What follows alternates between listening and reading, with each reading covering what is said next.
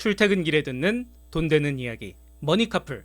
오늘의 주제는 한미 정상회담입니다. 얼마 전에 한미 정상회담이 있었죠. 굉장히 많은 이슈와 또 이벤트가 있었는데 같이 한번 살펴보도록 할게요. 먼저 정상회담 한 두세 시간 전쯤에 트럼프가 갑작스럽게 이 트윗을 날렸어요. 아니, 한국에 무슨 일이 일어나는 거야? 한국의 숙청 혹은 혁명이 일어나는 것 같다. 아니, 이렇게 불안한 데서 나는 비즈니스 못한다 이러면서 갑자기 올렸어요. 한미 정상회담이 2시간 3시간 이 정도 남았는데 이렇게 갑자기 올린 거죠. 그래가지고 지금 언론에서도 난리가 났었고, 미국 언론뿐만 아니라 한국 언론에서도 아니 무슨 일이 있었지? 아니 또 설마 계엄 이런 게 있나? 하면서 굉장히 또 고조되는 그런 느낌이 있었는데, 이게 사실은 도널드 트럼프식 압박인 거죠. 실제로 지난번에 남아공 대통령이 왔을 때 지금 보면은 이 남아공 대통령이 웃고 있는 것 같지만 울고 있는 것 같기도 하는 이유가 있죠. 이때 왔을 때 트럼프 대통령이 리포트를 보여주면서 야, 이거 봐라, 지금 남아공에서 백인을 처형 중이라고 한다. 니네 이런데 우리가 어떻게 너네랑 거래를 하겠냐 이러면서 굉장히 뭐라고 막 했어요. 그러니까 남아공 대통령이 나도 처음 보는데 이런 일이 있었어 하고 보좌진을 봤더니 보좌진이 막 빠르게 찾았겠죠. 빠르게 찾아보니까 남아공 얘기가 아니야, 옆나라 얘기야. 근데 옆나라 얘기인데 트럼프 대통령이 마치 남아공 얘기인 것 마냥 들었다라고 하면서 아니다, 너 확인해봐야 될걸, 이거 내 정보통에 의하면 이거 너네 나라 사진이야. 근데 이것 봐라, 너 백인 막 학살하고 있고 지금 농장에서 난리 났다 라고 하면서 엄청 뭐라고 했죠. 이 표정 보세요. 이 근엄하고 진지한 이 표정을 보시라니까요. 그러니까 이런 식으로 다른 나라 대통령이 오기 전에 그 나라를 막 까면서 압박을 하죠. 그렇게 함으로써 어쨌든 우위에 있는 포지션을 항상 가져갈 수 있었으니까. 그래서 이것도 어떻게 보면 그런 뉘앙스지 않을까. 그래서 이거 시작도 하기 전에 벌써 이렇게 압박하면은 굉장히 힘들겠다라고 생각을 했는데, 분위기는 저도 풀 영상을 봤는데 전체적으로 굉장히 유했고, 제 생각에는 지금 이 다음에 소개드릴 요 펜 하나가 일단 분위기를 굉장히 좋게 만들었다 라고 생각을 해요.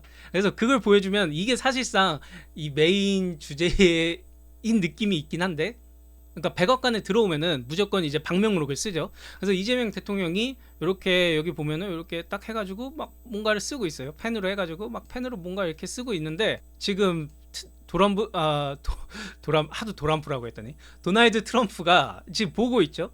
되게 집중해서 본단 말이에요. 그래서 이재명 대통령이 다 쓴 다음에 트럼프가 한 말이 너 그 펜 뭐니? 이러면서 그 펜 되게 두껍고 되게 좋아 보인다 라고 하니까, 그러면서 혹시 너 그 펜 가져갈 거야? 라고 하더라고요. 아니, 미국이 아니라 전 세계 일장인 사람이 사실상 공식 일장인데 그 펜 가져갈 거냐고 물어보면은 달라는 거나 마찬가지잖아요.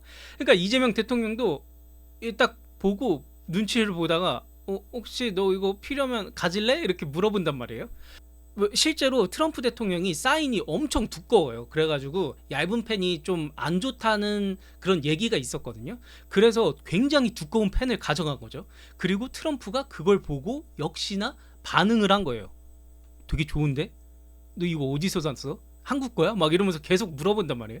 그래서 강탈 아닌 강탈을 해요. 한번 보시면 막 쓰고 있죠. 보고 있어요 지금 보고 있어. 뭐지? 이거 뭐야? Is that your pen? 네 펜이야? 저기 펜이 직접 그 대통령 거예요. 네, 가지고. 가지고 Yes, that's my pen. That's a nice pen. Do you want to take it with you? 이거 가져갈 거니?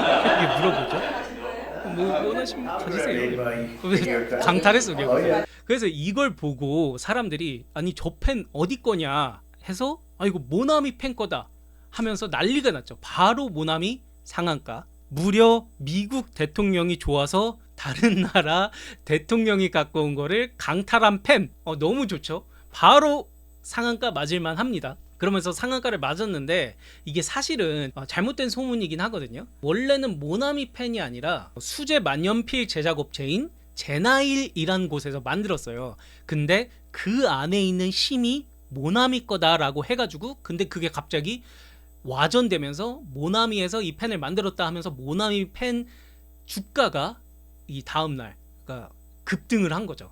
이렇게 급등하면서 완전 놀았고, 물론 당연히 이거를 만든 제나일 측도 그냥 소규모로 만년필을 만드는 그런 회사인데 이거 한 방으로 주문 제작이 엄청 들어오면서 그냥 제품을 셧다운했어요. 그냥 우리가 수제작이라서 하루에 한 10개 정도밖에 못 만드는데 지금 주문이 한 1000개가 넘게 들어왔다. 그래서 당분간 주문 안 받겠다라고 하면서 이렇게 또 이런 이벤트가 있었습니다. 사실상 이번 회담에서 가장 크게 수혜를 본 것이 모나미이다라고 말할 수 있을 정도로 엄청난 수혜를 받았죠.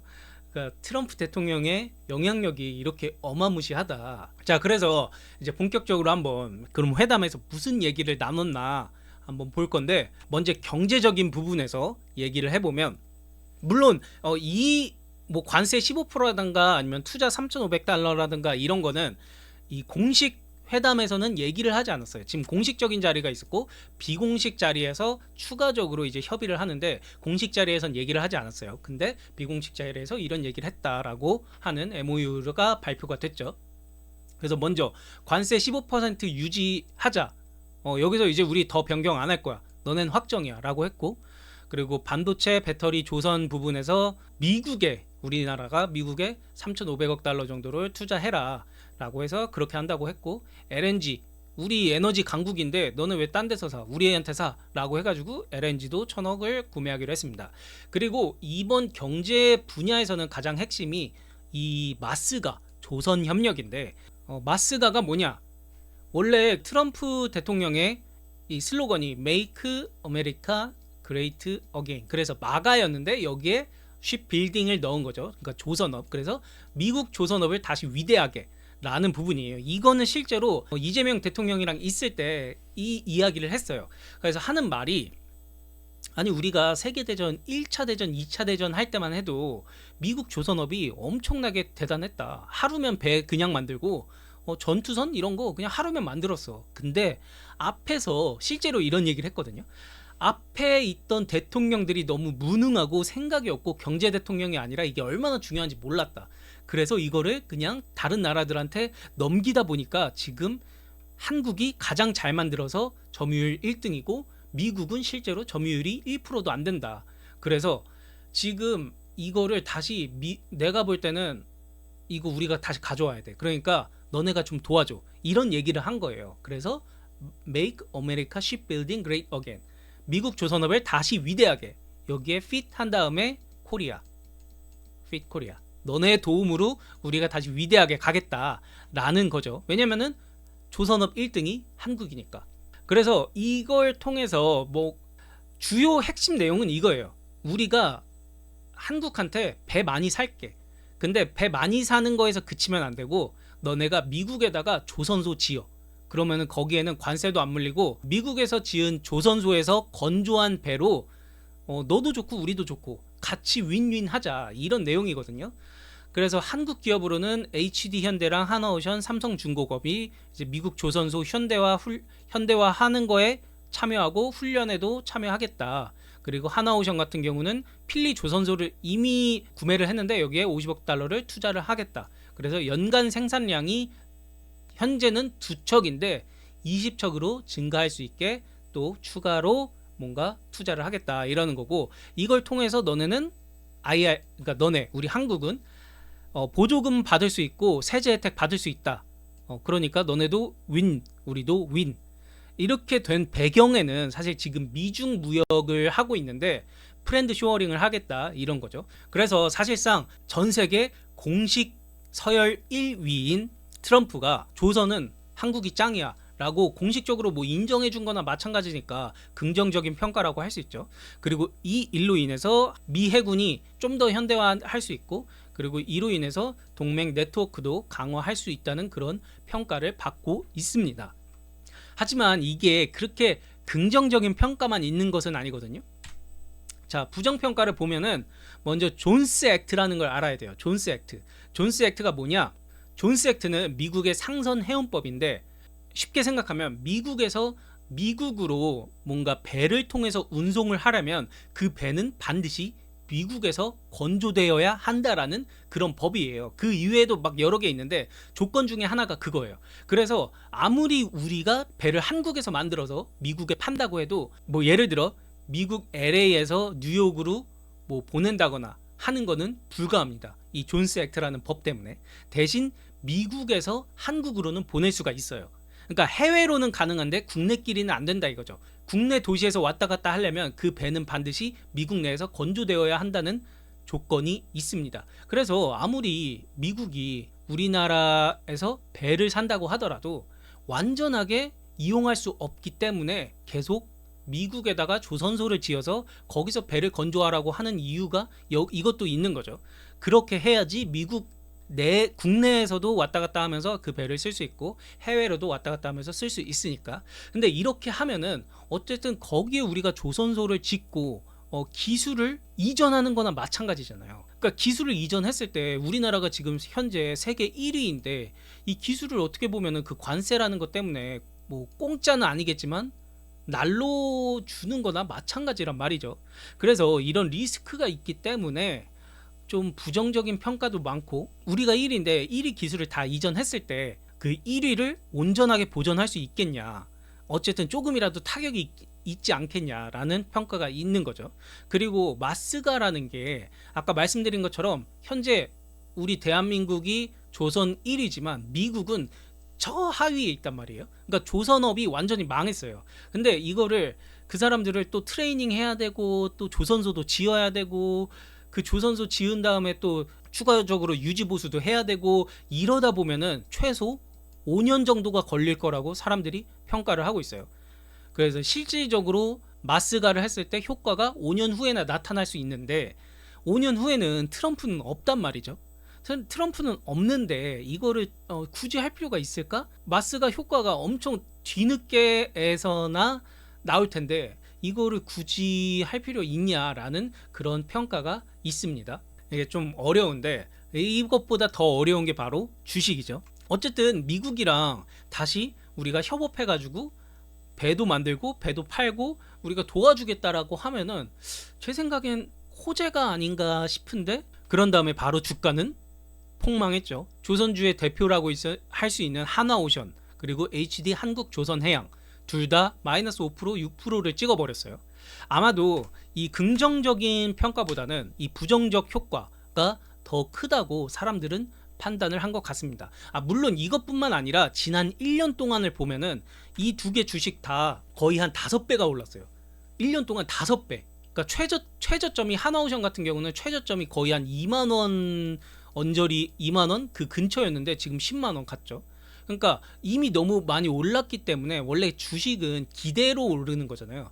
기대로 올랐고 이제 그 기대가 결과치가 나왔으니까 슬슬 수익 실현을 하는 사람들이 나왔다라고 평가해도 좋을 것 같습니다. 경제적인 분야에서는 이런 일들이 주요 쟁점이었고, 그 다음엔 안보 관련해서는 주한미군 28,500명 유지하자, 그리고 미국에서는 유연화를 했으면 좋겠고 기지 소유권, 지금은 뭐 정확히는 사용권인데 미국은 이제 렌트라는 개념으로 이해를 하고 있죠. 그래서 너네 기지를 우리가 빌려서 쓰고 있는데 이거 완전 우리한테 줘라, 양도해라, 그 땅 자체를 넘겨라 라는 거죠. 근데 이게 계속 해왔던 얘기라서 딱히 다룰 건 없는데 이 유연화라는 게 되게 중요한 것 같아요. 왜냐면은 이 유연화라는 건 뭐냐면은 지금은 이 주한미군이 그러니까 우리나라를 지키는 데만 사용이 되고 있어요. 근데 앞으로는 이거를 28,500명을 유연하게 쓰겠다. 그러니까 만약에 여기에서 주한미군으로 있다가 만약에 뭐 대만에서 전쟁이 난다, 그럼 이쪽으로 지원을 가고, 그게 아니라 중국을 견제하겠다면 중국으로 또 견제를 가고, 이런 식으로 되게 유연하게 쓰겠다라는 거죠. 근데 이게 유연화라고 썼지만 사실상 중국 입장에서 보면은 갑자기 미국이 전진 배력 하겠다는 거예요. 전진 배력 해가지고 우리 앞마당에서 배럭을 짓고 있어. 우리 앞마당에서 배럭을 짓고 있는데 중국이 가만히 있겠어요? 러시아가 가만히 있겠냐고요. 그러니까 이 우리나라 입장에서는 사실 미국과 중국의 그런 밸런스를 잘 맞춰야 하는 지정학적인 위치에 있는데 이거를 그냥 예스를 할 수는 없다라는 거죠. 그렇기 때문에 이렇게 전진 배럭을 한다고 했을 때 우리는 이거는 조금 더 논의를 해보자라고 이야기를 하고 있는 거고, 기지 소유권도 마찬가지예요. 어떻게 보면은 지금 미군이 쓰고 있는 기지를 넘기는 거는 그렇게 큰 일은 아니죠. 어차피 미군이 쓰고 있고 거기에서 다른 어떤 뭐 군대가 쓸 일은 없으니까. 근데 어떻게 보면은 기지라고 썼지만 대한민국 영토, 우리의 주권을 넘기는 그런 느낌이 있는 거죠.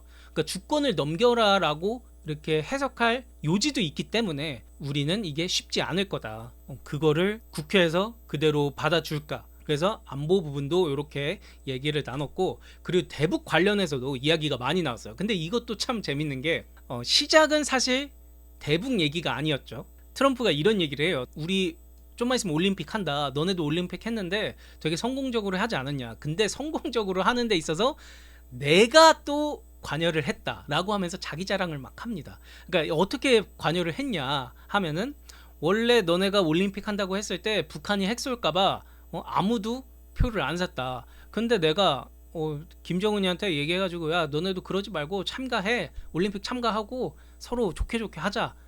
그래야지 이거 뭐 꿍해가지고 혼자 그렇게 왕따처럼 지낼 거야? 라고 하면서 전화를 했더니 김정은이 오케이 우리도 참여할게요 라고 하면서 참여를 했다. 그러면서 그때부터 원래 표가 안 팔렸었는데 팔리기 시작하면서 내 덕분에 너네가 성공적으로 이 올림픽을 할 수 있었다. 이렇게 얘기를 한단 말이에요. 그러니까 이재명 대통령도 거기에 이제 맞받아 쳐줘야 될 거 아니에요. 자기 자랑을 이렇게 하는데. 그래서 맞다. 우리가 되게 평화적이었는데 너 덕분이다. 고맙다. 그러면서 근데 너가 일기 있었을 때는 되게 평화적이었는데 너가 잠시 바이든한테 져가지고 정치권에서 물러났을 때는 좀 별로였다. 근데 이게 너가 돌아왔으니까, 트럼프 대통령 너가 돌아왔으니까 이제 평화를 너한테 맡기면 된다. 제 생각에는 이거 지금 정확히 트럼프가 원하는 게 뭔지 알고 있어요. 트럼프가 원하는 거 뭐? 처음에는 농담인 줄 알았는데 이제는 거의 뭐 확실하다고 봐도 되죠. 바로 노벨 평화상. 노벨 평화상 지금 노리고 있어요. 그래가지고 각종 전쟁에 개입해가지고 너네 전쟁하지 마 이러고 있는데, 이재명 대통령도 그거를 간파하고 너가 유일하게 이 전 세계에서 남한과 북한에 평화를 갖다 줄 수 있는 피스메이커다. 이렇게 얘기를 한단 말이에요. 그러니까 트럼프 대통령도 기분 좋아가지고 내가 무슨 피스메이커야.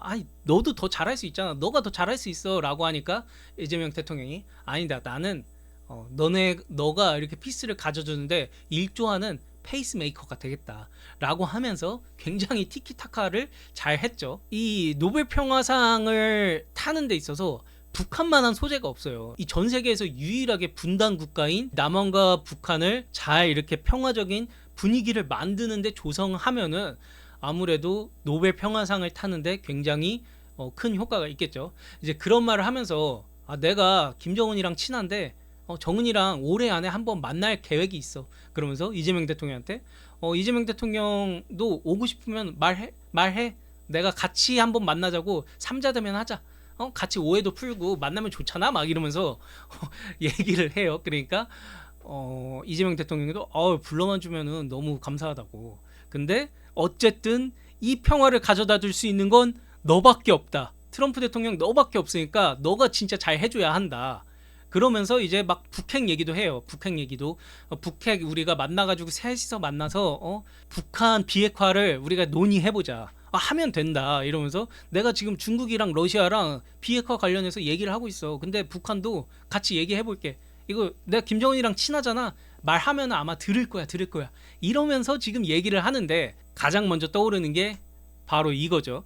이게 뭐냐? 바로 부다페스트 안전보장 각서를 사인하고 있는 미국, 러시아, 우크라이나 등등 다양한 정상들이죠. 이때 당시 부다페스트에서 우크라이나가 이제 소련 체제가 무너지고 소련이 갖고 있던 한 핵 1700개 정도를 우크라이나가 갖고 있었어요. 근데 미국이랑 러시아랑 야, 핵 포기하자. 비핵화해야 되지 않겠니? 핵 포기하면은 너네 땅 우리가 지켜줄게. 믿고 한번 맡겨봐. 믿고 한번 잡숴봐. 해가지고 우크라이나가 이게 될까 하는데, 야, 세계 1장 미국, 그 다음 세계 2, 3장 중에 드는 러시아, 우리가 지켜준다니까. 믿어봐 한번 해가지고 결국엔 우크라이나가 여기서 서약하고 자기가 갖고 있던 핵을 러시아한테 다 넘겼어요. ICBM이랑 이런 거 다 넘겼다고. 그래서 러시아가 야 고맙다. 근데 우리가 진짜 목숨 걸고 지켜줄게 했는데 이게 1994년에 있었거든요. 20년 정도 지나니까 바로 뭐? 야 러시아는 야 니네 핵 없잖아 하면서 탱크 끌고 왔죠. 니네 핵 없는데 어쩔 거야 하면서 탱크 끌고 왔고, 지켜준다던 미국도 야 지켜는 주는데 광물 줘. 광물 안 주면 안 도와준다 라고 하면서 또 이렇게 얘기를 하고 있죠. 그러니까 결국에는 핵이 없다 평화가 없다 느꼈을 거예요. 김정은도 느꼈을 거야. 그러니까 아무리 뭐 비핵화 하자고 해도 이걸 봤는데 어떻게 비핵화를 하냐고. 솔직히 안 그래요? 그러니까 내가 이 핵을 포기한 순간 이 꼴 나겠구나 바로 느낌이 오잖아. 아니 미국이 지켜줬으면 모르겠어. 그러니까 지켜주긴 했죠 초반에는. 근데 이제는 광물 안 주면은 안 도와준다라는 그런 뉘앙스로 가고 있기 때문에 김정은도 야 비핵화 꿈도 꾸지 말라 하면서 지금 난리. 절대 동의 안 하겠죠. 그래가지고 이 한미 정상회담에서 나왔던 얘기를 김정은이 듣고 아마 이렇게 야 꿈도 꾸지 마라 비핵화 절대 안 한다라고 이야기하고 있지 않을까, 북한 내부에서는 그런 생각이 들었고, 이렇게 해가지고 한번 한미 정상회담에서 어떤 이야기를 나눴는지 또 어떤 이슈가 있었는지 한번 간략하게 살펴보았는데, 아마도 이번 회담으로 조금 더 한미 동맹이 국권화된 느낌은 있는 것 같아요. 근데 이제 주식으로 보면은 그렇게 크게 뭔가 수혜를 얻은 주식은 모나미 빼고는 없는 것 같다라는 말씀을 드리면서 오늘은 마치도록 하겠습니다.